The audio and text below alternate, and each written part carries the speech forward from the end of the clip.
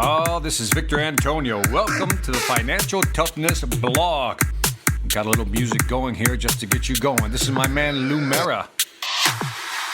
The song, Dream Killer. Let's listen to it for a few seconds just to fire you up before we jump into today's topic.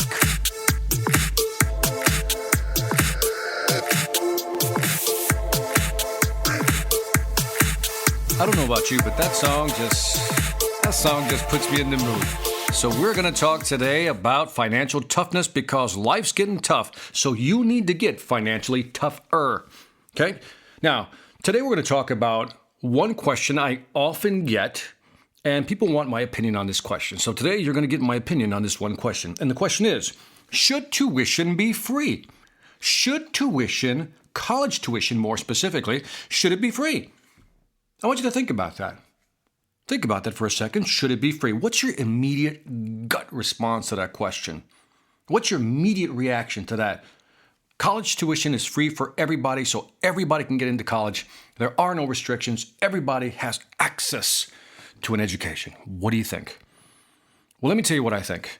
One, I think I like the idea in general, but in application, it makes no sense. See, now this is an interesting question, right?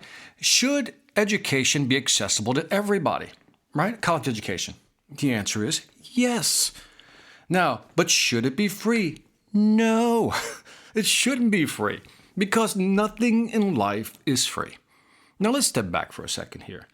We know for a fact that you can make millions of dollars without a college degree.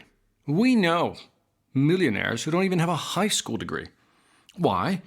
Because tenacity, perseverance, and guess what? Self-taught. They taught themselves.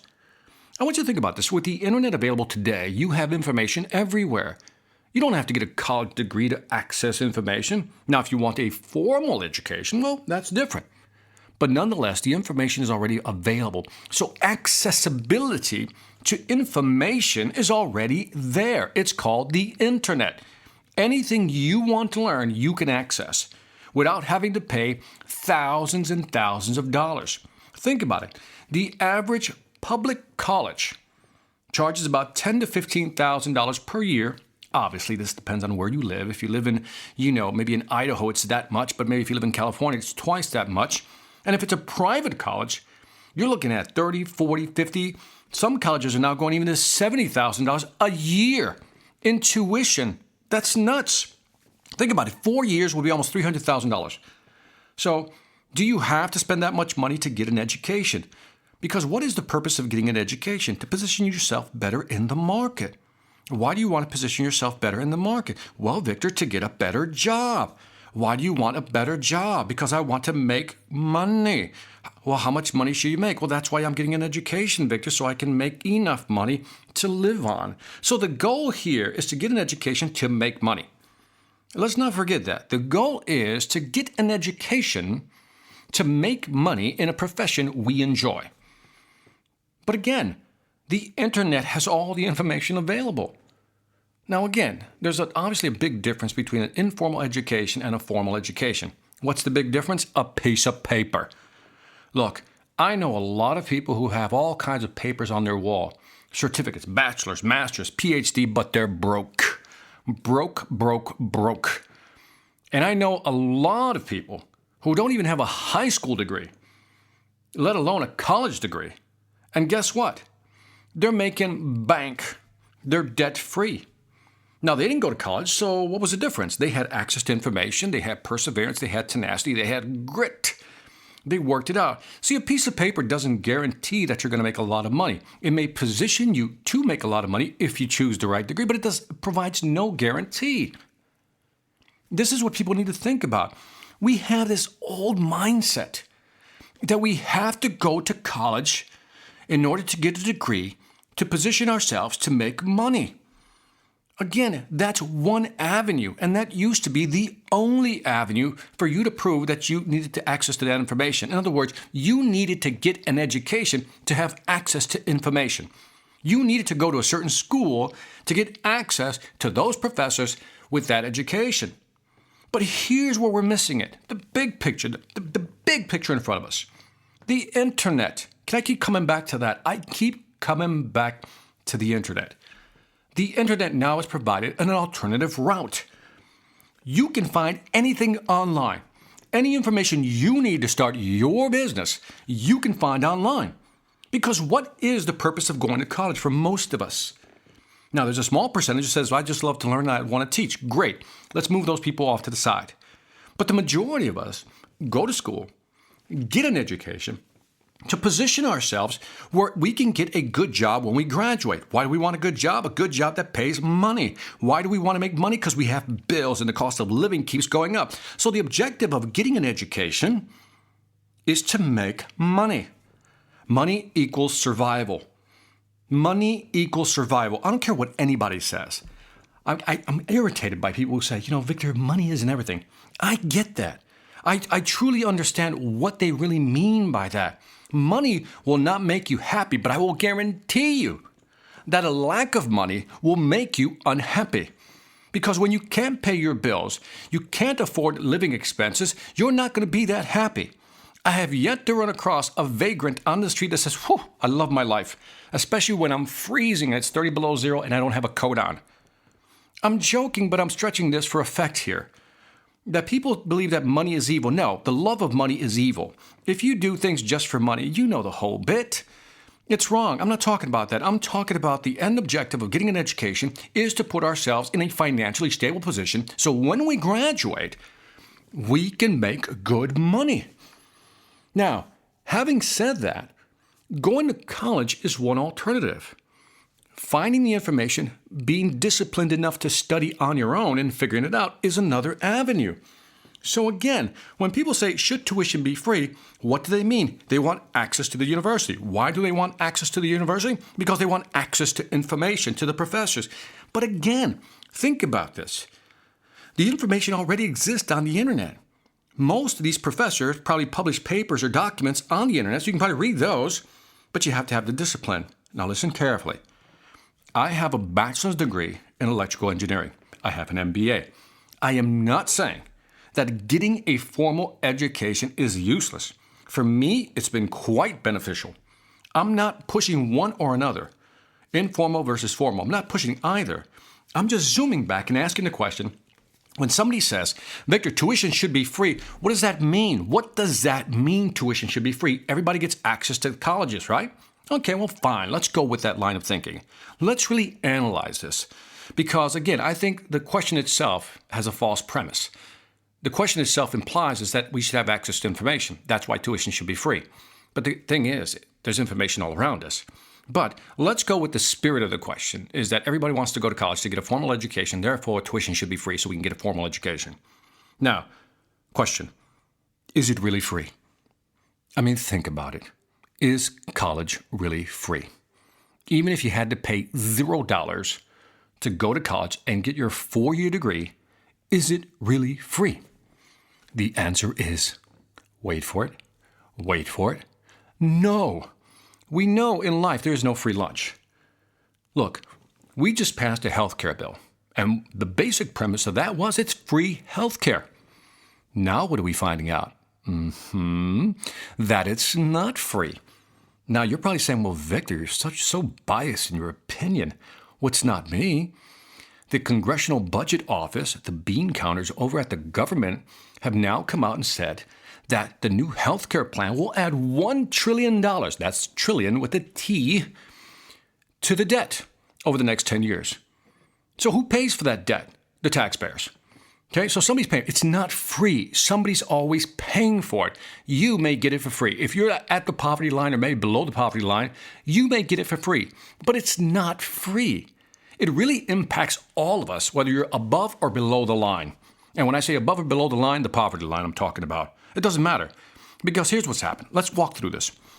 Okay, we now say, wave the magic wand, goes through the Supreme Court, wave the magic wand again, tuition is now free, right? So let's walk through this. What now has to happen? Well, now you have to basically, everybody can go into college, so colleges will probably wind up growing, right? Because the capacity will increase. Great. Capacity will increase and everybody will be fine. We got more students studying. Great. Now, who pays for that? Well, how's the government Well, you probably say, well, the government's going to pay for it. Remember, the government doesn't make money. The government distributes money. Let me emphasize that again. The government, one, does not create jobs. Listen carefully again. The government does not create jobs. One. Two, the government does not generate revenue. We in the private sector, companies that work, small business owners, small to medium-sized, large corporations, pay taxes to the government. The government then takes that money, which is tax money, which the government didn't earn. The people earned it. They paid the taxes. The government now distributes that money, allocates the money, right? That's how it works. So when people say, governments create jobs, governments do not create jobs. They take our tax money and then use people to pay them with our money. So in other words, if you get hired at the post office, right? Government entity. Did the government create that job? No, it created a position. But who's paying for that position? Taxpayers. That's who you and I are paying for that position. So these people working at the post office really work for us if we're taxpayers. Now, let's say that because we got free college, well, obviously something has to give. The government says, well, we need more money since now we're going to pay for everybody's tuition, right? The government says we're going to distribute money, pay for everybody's tuition, which is tax money. They don't have enough money. And right now they're running a deficit. We're about to hit $20 trillion in debt. $20 trillion in debt. Now, that's a lot. Think of debt as a credit card. And think of the deficit as how much money you have at the end of the month. How much money is coming in, how much money is going out. That's the deficit. How much money you put on your credit card that keeps building, that's the debt. So the debt's growing, right? The debt's growing. So all of a sudden, they turn around, and now they're going to start taxing corporations. Yeah. Oh, I know what you're thinking at this point. Tax those evil corporations because the amount of profits they make is obscene. Oh, the amount of profits they make is obscene. It's funny how nobody questions how a government spends our money, which is really obscene. But let's go ahead and tax those evil corporations that make so much money, it's obscene. Great. Let's tax these companies. Now, remember, the majority of people in the United States are employed not by large corporations, but by small to medium-sized businesses. Let me repeat that again. This is an important point. The majority of people employed in the U.S. are not employed in large corporations. They're employed by small to medium-sized businesses, maybe 5 or 10 people, 20 people, very small companies. This is important because when we say tax these corporations, we're also going to tax these mom and pop or businesses, right? So what happens? Let's say we decide to tax everybody because we want college to be free for everybody. Government needs to raise more money, and the only way it knows how, because it hates cutting costs, it increases their tax revenue. So boom, a tax is passed. Wave a magic wand, all these businesses now have to pay more taxes, right? So let's take 4 different scenarios. Company A. Company A is a very small company, 5 or 10 people, and because the taxes have gone up, they've decided that they can no longer stay in business. So they shut down. Jobs are lost. That business is now gone. Company B, another small to medium-sized company. They can stay in business. They can figure out how to get around, the tax code, so to speak, to make sure they can still be in business. But they can't hire people because they just don't have the extra money because they're paying it in taxes, which means they stop hiring. So Company A stopped functioning altogether, jobs lost. Company B can't afford to hire. We have a job freeze. Then we go to Company C. Company C decides, hey, you know what? It's easier for me to make this product internationally. I'm going to outsource this work. I'm going to shut down my factory and I'm going to outsource this work to China, Pakistan, somewhere out there, right? That's cheaper in labor. So again, more jobs are lost. The large corporations, they can actually handle the tax. They can deal with the tax. But when you tax a large corporation, do you think that they're going to absorb that cost? In other words, are they going to take a hit on their profit margin? The answer is no. What do they do with that? As soon as I jack up their tax rate, let's say 5%, they're going to take that 5% and stick it right back into the product or service they offer you. Now, what I want you to do is think about the following. We can tax these companies, but they're going to give us the price right back. So all of a sudden, we're paying more at the pump. We're paying more at the electronics store. We're paying more. So again, when you say tax somebody else because we want tuition to be free, well, guess what? We all wind up paying for it indirectly. I mean, every time you buy a product, you're paying a tax. Listen to me. When you raise taxes on a business, on a corporation, they're not going to eat that cost. Why? Because they have shareholders, people who they have to report to basically how much money they're making. And what they're going to say is, you know what? You need to increase the cost of those products. So when you go buy a piece of electronic and it costs $50 more than it would have, that's the tax that's already embedded in there. So again, nothing is free. Even if you're not paying for it directly, you're not giving away the college tuition, you're actually paying for it indirectly. And again, when you give government more money through these taxes, government will have to grow, right? Government's going to grow to now manage. Because remember, once you pay these taxes out, what's going to happen?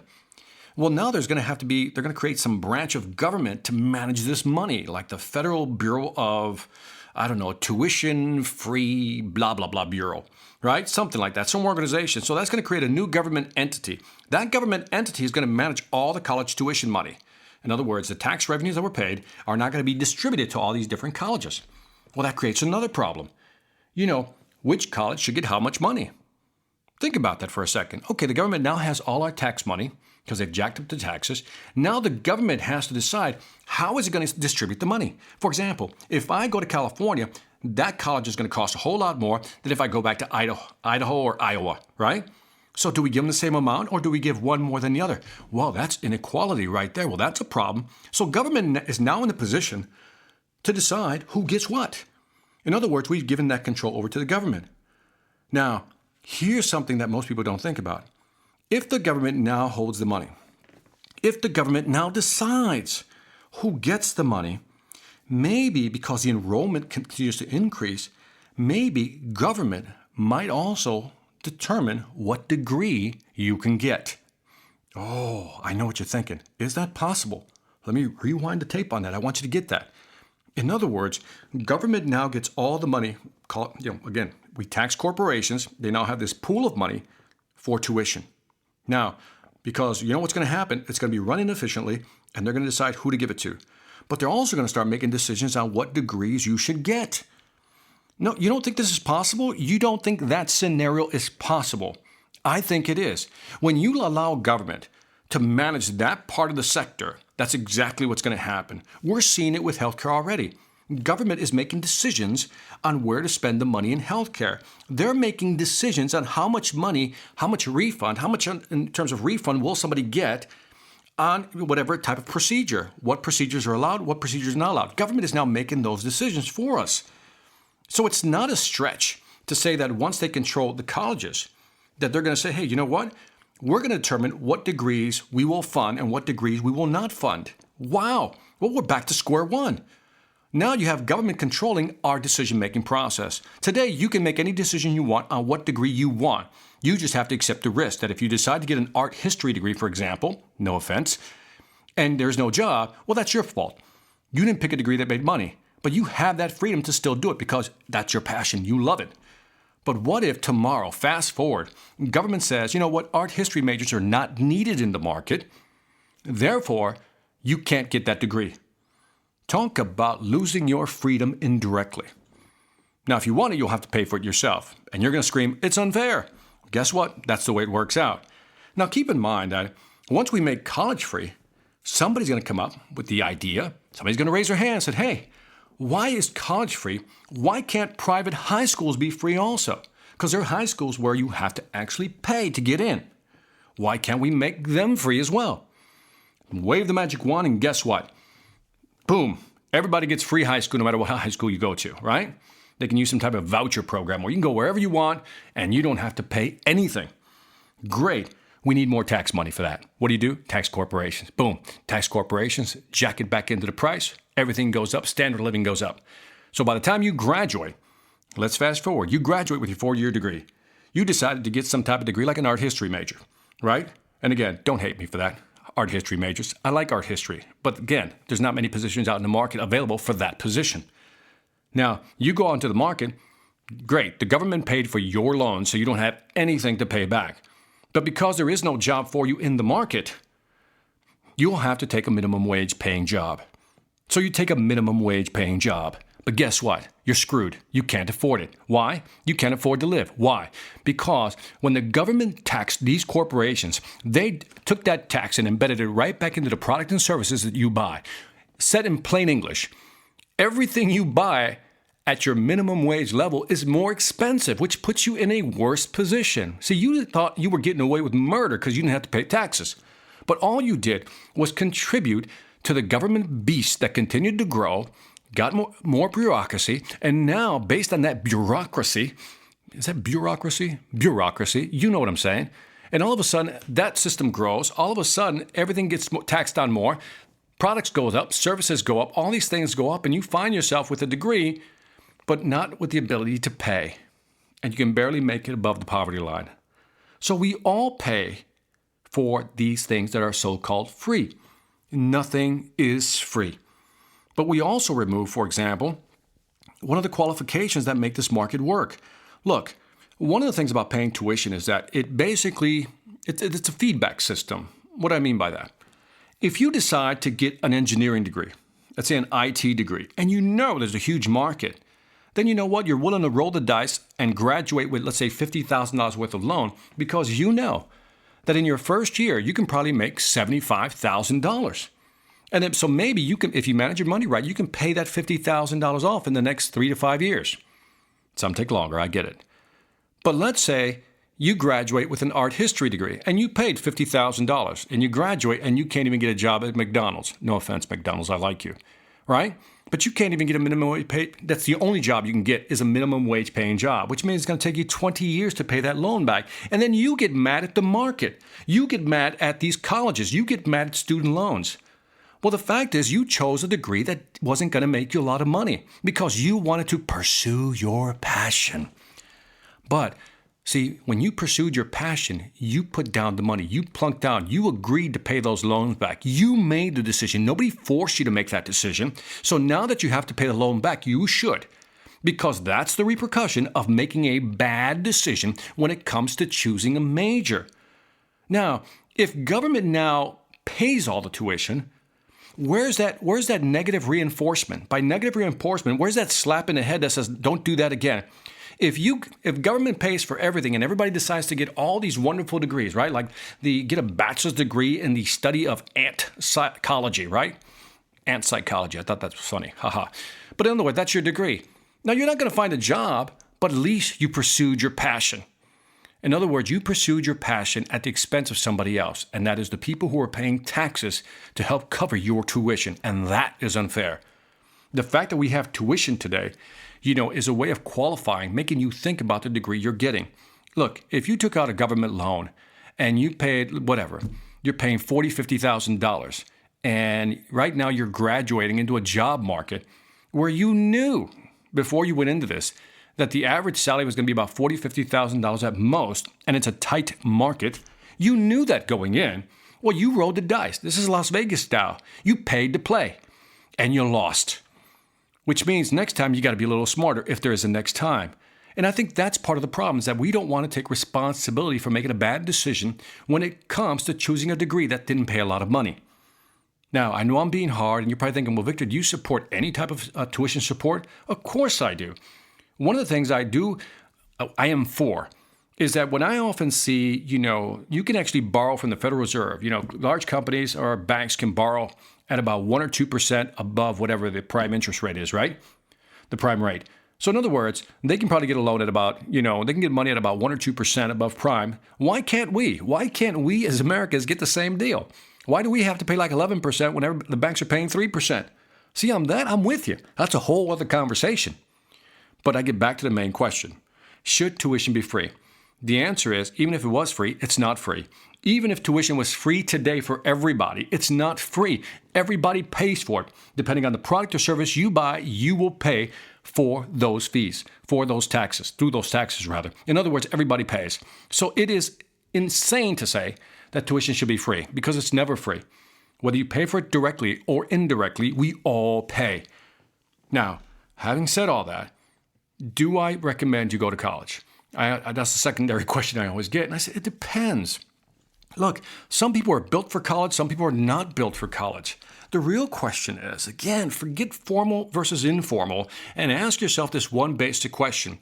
One, can I get access to the information to help me do what I want to do? The answer may be yes. Two, do I need to go to a formal institution to learn what I need to learn to build my business? Some would say yes, some would say no. One of the things I like about college is that, for example, I like business degrees because business degrees, they kind of force you to go through a process of learning different aspects of business. Because I can make the argument that a lot of people actually failed in business because they didn't have a good business degree. So if you want to be an entrepreneur, I would recommend a business degree. So you see, I'm not anti-college. I'm just, let's be smart about this. We want to position ourselves to do what we want and make money. Well, let's understand business basics. I wish they taught business basics in high school. I wish they taught personal finance in high school. Because if we can do those two things, learn how to manage business and learn about personal finance at the same time while we're in high school, this would be fantastic. We would be on a path to success, at least an awareness of what we need to do to be successful, something we don't have today. Say, most of you see me on Life or Debt, right? I'm the host of Spike TV's show Life or Debt. And many of these families they all have jobs, right? And many times they got fired from their jobs and they don't know what to do. They're lost, they're confused because the market no longer wants them, or the market has gotten so tight they can't afford to employ them anymore. But I always remind them that, one, they have skill sets. Two, there's always other market opportunities. We just have to look for them. So anybody listening to this, look, you can go to college or not go to college. It's all about, again, access to information. We have access to information. Should tuition be free? No. It's never free. Somebody always pays for it. That's the way it works. Just like healthcare, somebody will always pay for it. And again, we pay for it indirectly whether we choose to or not because of the product and services. I'm repeating that point because I really want to drive that point home. It's never free. Every time you buy something, you are paying for it. So, should tuition be free? No. I think if everybody was allowed to go to college, you're going to have people who are going to choose degrees that make no sense, and they have no accountability for any money because they owe no money, right? It's free. By having to pay a tuition, you got to qualify what degree you want to get. So in other words, you got to think about what degree you want to pursue because you're going to have to pay that loan back once you've graduated. So I don't agree with tuition should be free, but I do agree that we should have some more flexible plans when it comes to paying back. Now, there's something called an IBR, income-based repayment program, that you can get with the government, right? Allows you to kind of stretch that out to 20, maybe now 25 years, your payment, and it goes up depending on your income. I like that plan. But for private loans, through banks and such, I wish we can get better interest rates for student loans. On that, I am with you. So anyway, I want to thank you for joining me on this podcast, Financial Toughness, where life is getting tougher, so you need to get tougher with your finances. This is Victor Antonio signing off with my favorite song. I will hope to see you, if not talk to you, next time. Take care. This is Victor Antonio. Later.